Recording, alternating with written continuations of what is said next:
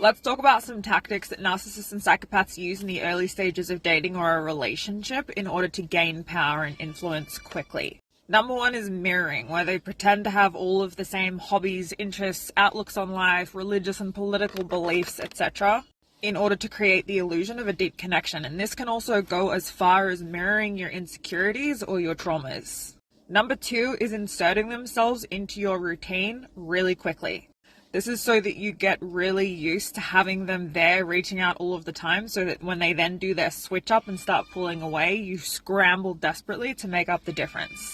Number three is subtle put downs and negs. This is where they say something to throw you off balance or make you question yourself, so that you then feel like you have to earn their approval or affection and attention back. Like, they'll go from love bombing you and building you up and then say something really degrading about your appearance, your clothes, your personality, the way that you look, to try and make you work harder to get their affection, approval, and attention back. Number four is isolation. They get upset when you want to spend time with friends and family. They encourage you to cancel your class or whatever plans that you had with anyone else in order to spend time with them. And they could do this covertly or overtly.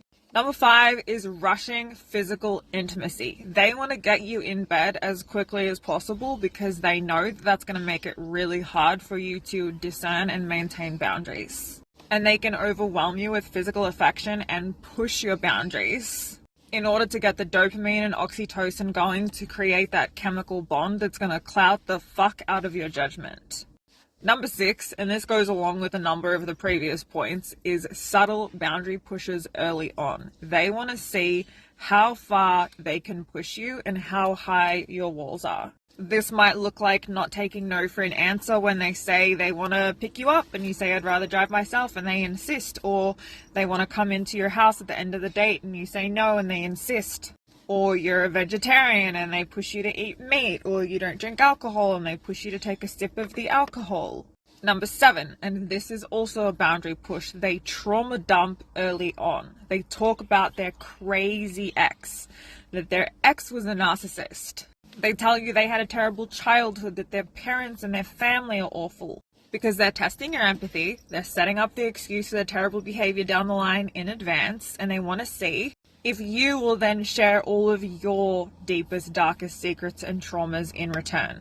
Number eight, they're doing the stereotypical love bomb, right? They're lavishing you with compliments, affection, attention, telling you that you're stunning, gorgeous, beautiful, that they've never known anyone like you, that they can't believe that someone like you is even looking at them and giving them a chance. Or they tell you that they love you way too quickly. Number nine is future faking. They start painting this elaborate picture of what your life could look like together, getting married overseas, traveling the world, talking about how many kids you guys are going to have or what your kids are going to look like, right? This is the part where the narcissist or the psychopath promises the dream, but trust me, they're going to deliver you a fucking nightmare. And number 10, they start to subtly use guilt to control you, making you feel bad if you can't spend time with them or if you can't do what they want. Like, they tell you that you must not care about them if you're not going to do X. Or they sulk if you're going to spend time with your friends and family. Or set a boundary or say no. And that's actually a bonus red flag. They respond really badly to your boundaries or your no, and they try to negotiate them or push back instead of accepting and respecting them like a fucking adult who's not trying to coerce you into their clutches.